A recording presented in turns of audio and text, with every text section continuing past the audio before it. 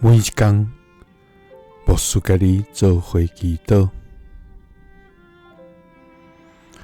今仔日是4月20，诗篇119篇37到38节安尼讲：求你予我袂意爱虚假，照你的话赐我活命。求你实现对你仆人的应允，予人通敬畏你。三角来祈祷，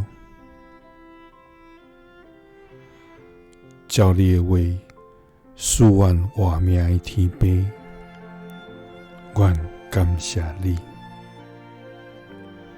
主啊，你是信实公义、真实无假、圣洁威严的至权上帝。主啊，你的名伫全地才通意爱，你的慈爱充满伫宇宙中。我要来到你的施恩宝座前，专心来敬拜你，也要来学乐称颂你的名。主啊，因为你的话予阮通达，你的命令阮欢喜尊叹。主啊，愿一生要照你的旨意来行。主啊，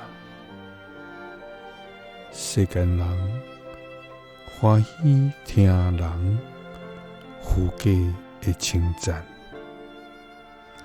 伊爱追求名声地位来活。主啊，求你予阮袂意爱虚假，照你的话赐阮活命。求你实现对你仆人的应允，予人通敬畏你。祈祷是奉主耶稣基督的圣名。阿们。耶稣听你，赐你平安。